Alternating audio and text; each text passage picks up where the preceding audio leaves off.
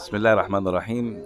كل التهنئة والتقدير للمهندس خالد محمد فرغل في يوم تكريمه ويوم تقاعده. أنتهز هذه الفرصة لأدعو الله عز وجل أن يمن عليه بالصحة والعافية وطول العمر، وأن يتذكرنا دائما كما كان عهده بنا جميلا. الأستاذ المهندس خالد فرغل إنسان على مستوى الثقافة، على مستوى القيادة والريادة، رجل من طراز فريد. كل التحية والتقدير له في هذا اليوم السعيد. كمال النجم. طيري الشاعر الكبير، تقولي له الاستاذ خالد فرغل النهارده بمناسبه احتفاليه بلوغ سن التقاعد. لا، انا عايز اقول له ان المعاش عيل.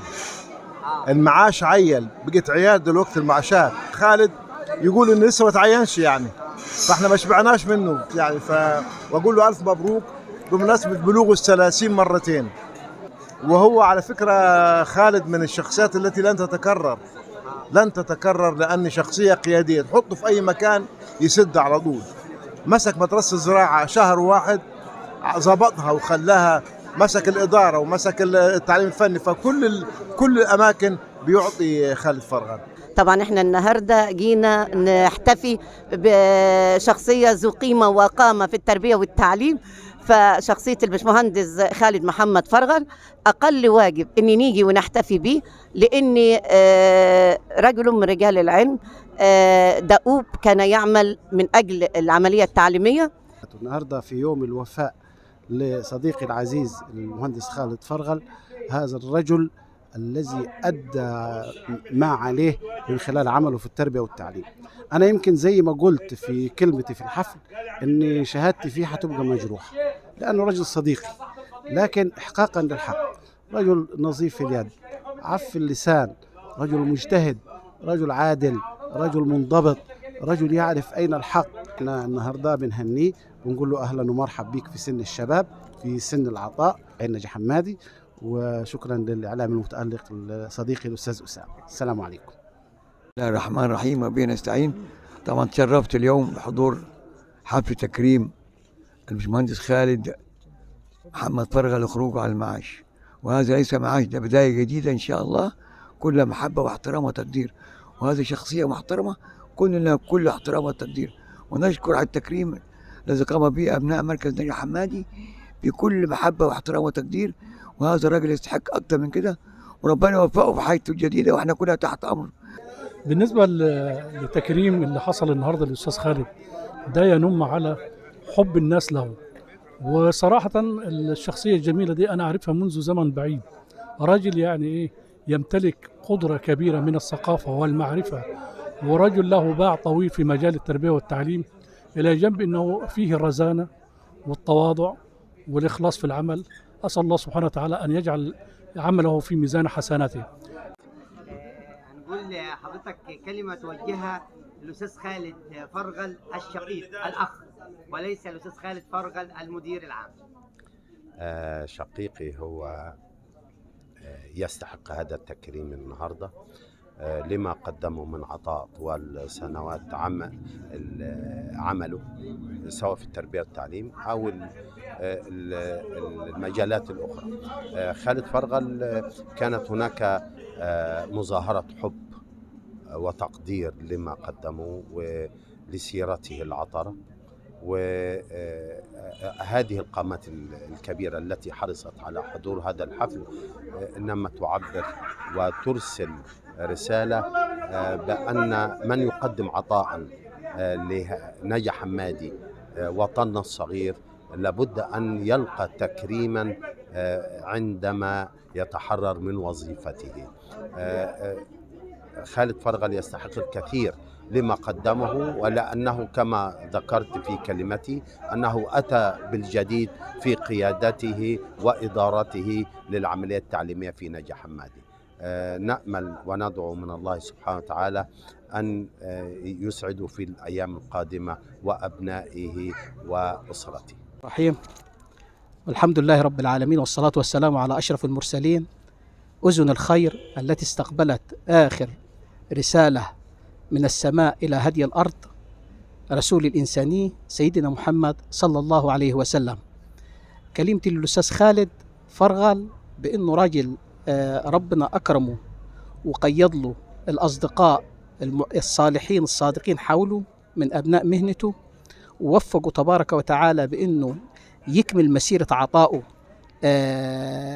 كاملة، ويكمل مسيرة العطاء بتاعته، وأقلام ألسنة الخلق ألسان الحق. ما سمعنا من ثناء على الأستاذ خالد فرغل وهو أهل ليه يدل على التربية السليمة في البيت اللي هي أول حاجة.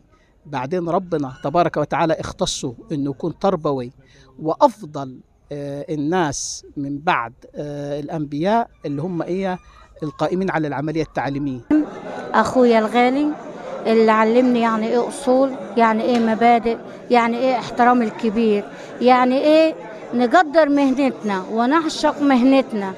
أستاذي وزميلي وموجهي وقدوتي، كل سنة وإنت بألف خير، كل سنة وإنت رمز لينا، رمز المبادئ، رمز القيم، رمز الأصول، رمز الرجولة. أختك عايدة.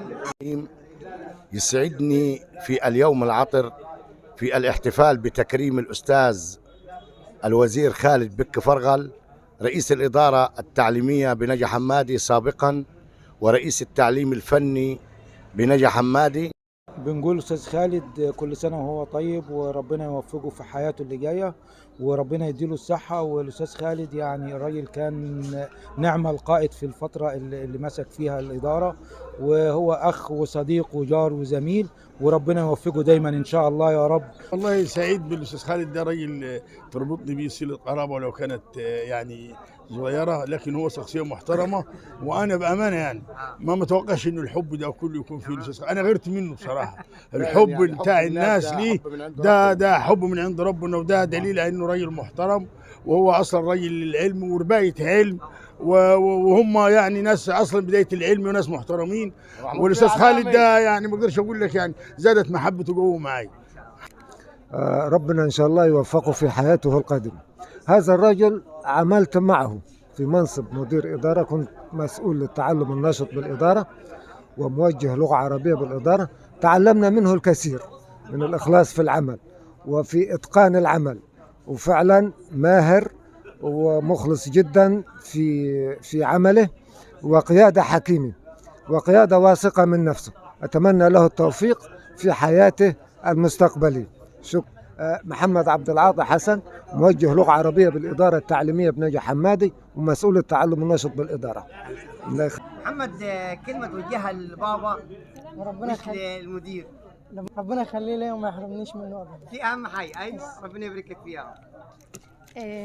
خالد ده زوج الحبيب وأبويا وسندي، وربنا يخليه لي يا رب، ما يحرمنيش منه أبدا، ويخلي له الدكتور شاهد والباشمهندس محمد ونادي الصغيرة. بابا حبيبي ربنا يخليه ليا وما يحرمنيش منه أبدا. والله الحمد لله إن النهاردة كان يوم جميل، يعني لما الواحد بيلاقي كل الأحباب والأصدقاء والزملاء يعني محيطين بيك، وانت في اليوم يعتبر في اليوم الأخير للسن المعاش. سعيد بلقائي مع كل الأخوة والزملاء والأصدقاء والأحباب. يعني فرحة المحبة اللي هي بين الناس دي لا تعادلها أي حاجة تاني. أنا بأشكر كل الأخوة والزملاء اللي هم حضروا النهاردة الحفل الكريم، اللي أنا بعتبره حفل متميز وبسيط، وبينم عن الحب اللي بيجمعني أنا ما بين كل الأصدقاء اللي هم حضروا لي النهاردة. سعيد أيضا بأسرتي، بأولادي، بزوجتي المخلصة. سعيد بكل العائلة اللي هي حضرت النهاردة. سعيد بكل الذين حضروا، وبالناس حتى اللي أنا ما دعتهاش النهاردة حضروا النهاردة معايا للاحتفال بيا. أنا بعتبرها احتفالية بالحب واحتفالية للوفاء ليا بعد يعني مشوار طويل من العمل المضني، سواء كان على مستوى العمل الإداري، سواء لما كنت مدير عام الإدارة التعليمية، أو لما كنت في الأعمال الأخرى اللي هي سواء التوجيه، أو حينما كنت مدرسا بمدرسة نجا حمادي الزراعية. أشكر الجميع على الحضور، وشكري وتقديري لكم جميعا، وسلام الله عليكم ورحمة وبركاته.